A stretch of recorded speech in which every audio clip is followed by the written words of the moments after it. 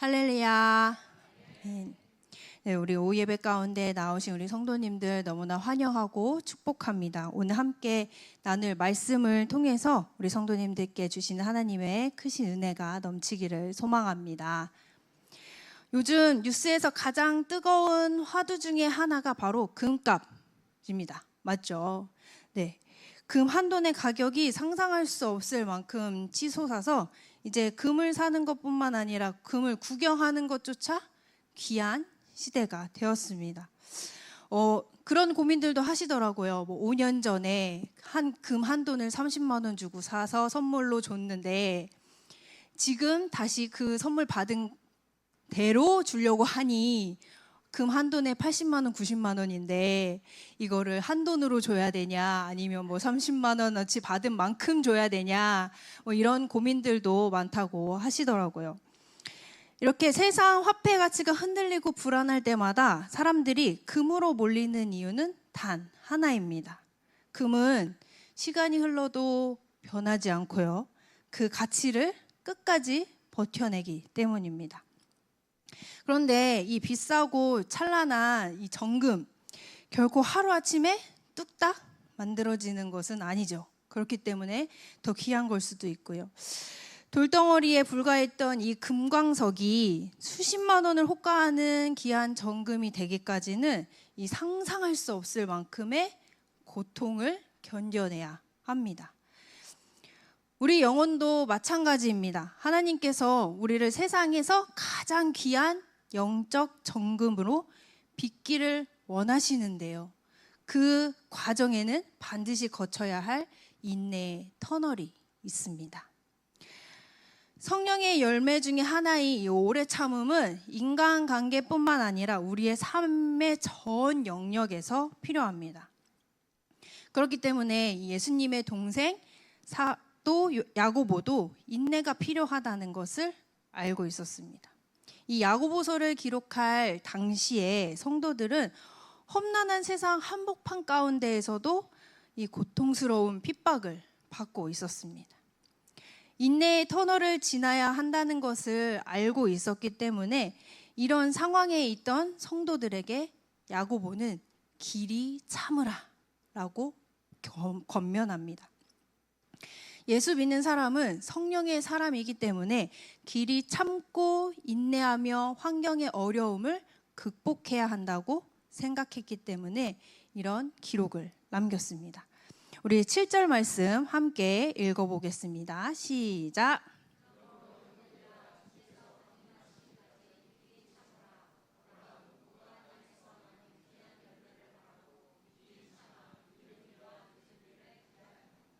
네, 대표적으로 인내를 해야 되는 사람 바로 농부입니다.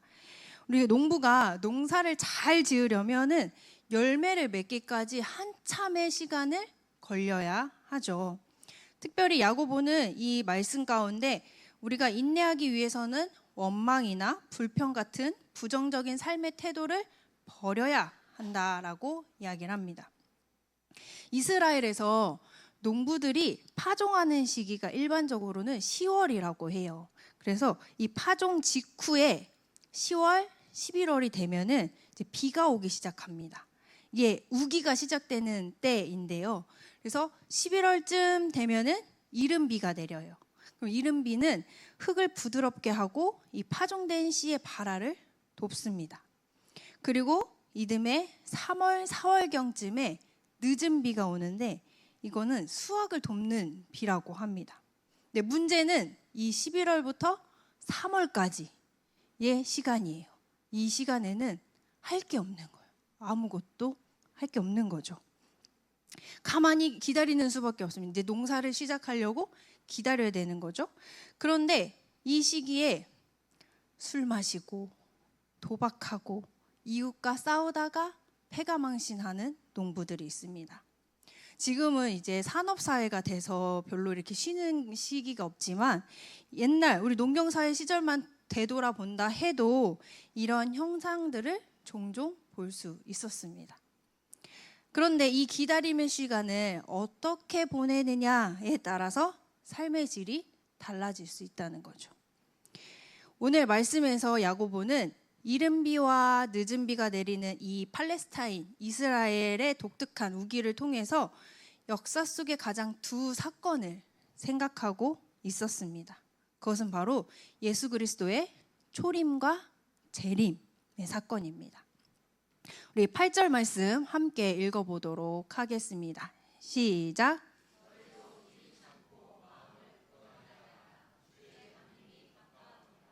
아멘. 주의 강림, 즉 재림이 가깝다고 했습니다. 그러니까 우리는 지금 예수님의 초림과 재림 사이에 살고 있습니다. 이때는 어둠의 때인 거죠. 그러니까 이 시기를 어떤 자세로 살아가느냐 하는 것은 매우 중요합니다. 어둠의 때에도 주님의 재림을 기다리면서 그 시간을 우리가 창조적으로 활용할 것인가, 아니면 마치 그 농부들이 인내하지 못하고 불평하고 원망하고 싸우면서 시간을 보냈던 것처럼 우리도 그렇게 살 것인가 하고 말이죠. 특별히 야고보는 여기서 원망이라는 사람의 태도를 경계하고 있는데요. 9절 말씀 함께 읽어보도록 하겠습니다. 시작.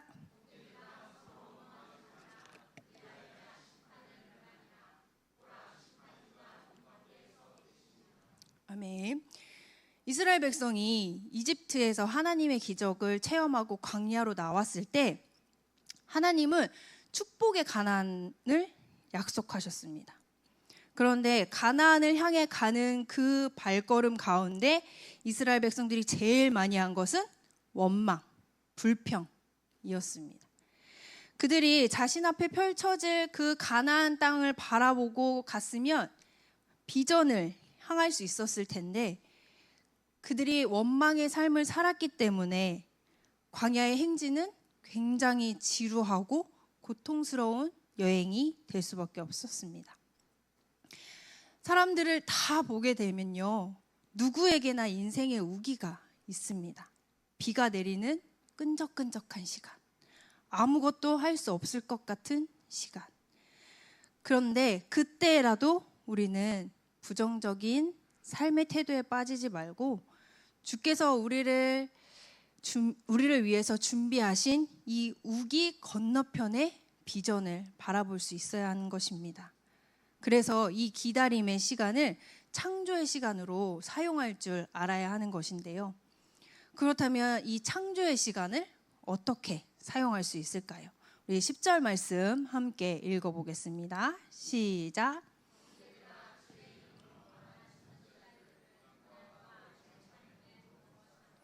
아멘. 오래 참는다는 것, 어떻게 생각해 볼 수 있을까요? 그저 묵묵하게 참는 것은 아니겠죠.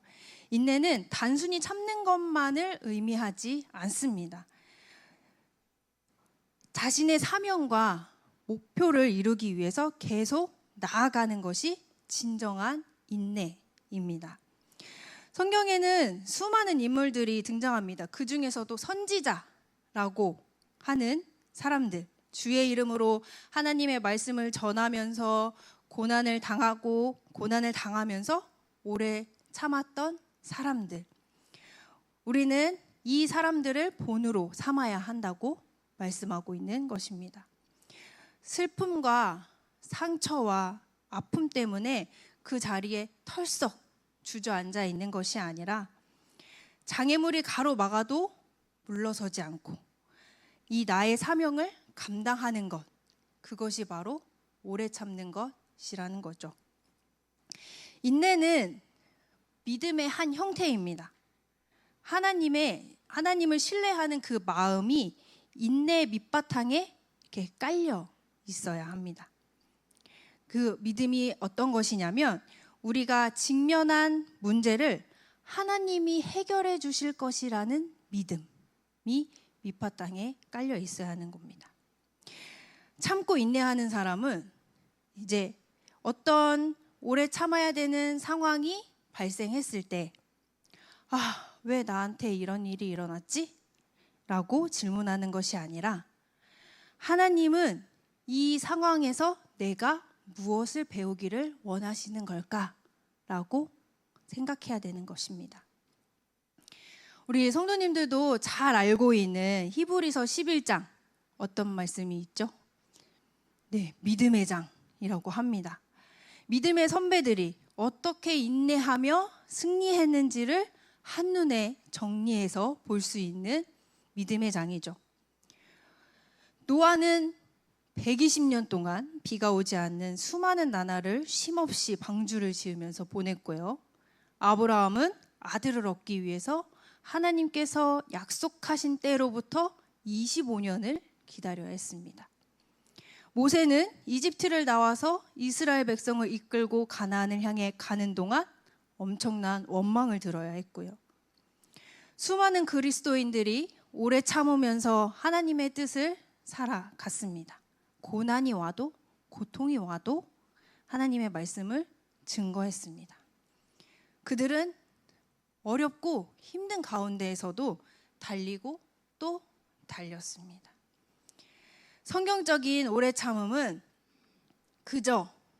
그냥 가만히 참기만 하는 것이 아니라 자신에게 맡겨진 하나님의 사명을 계속 수행해 나아가는 것임을 기억하시기 바랍니다. 야고보는 농부도 얘기했고요. 선지자도 얘기했고 이어서 이 인내의 인물로 이 사람을 이야기합니다. 우리 11절 말씀 함께 읽어보겠습니다. 시작.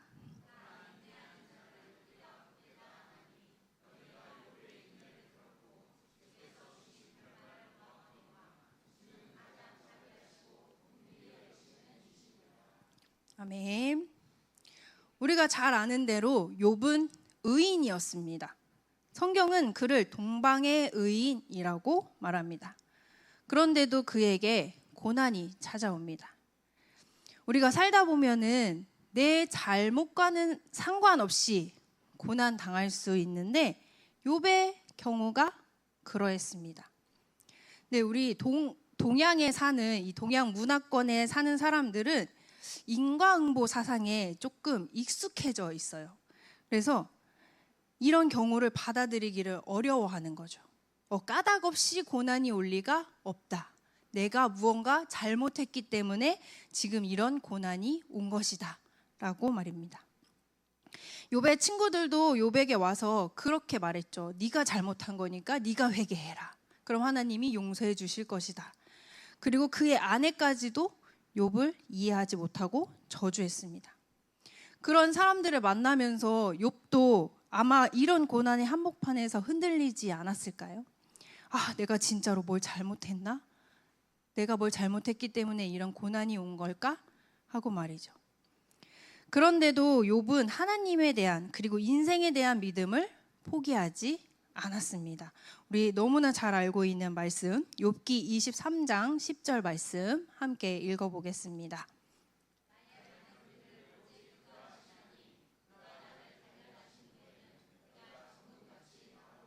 아멘.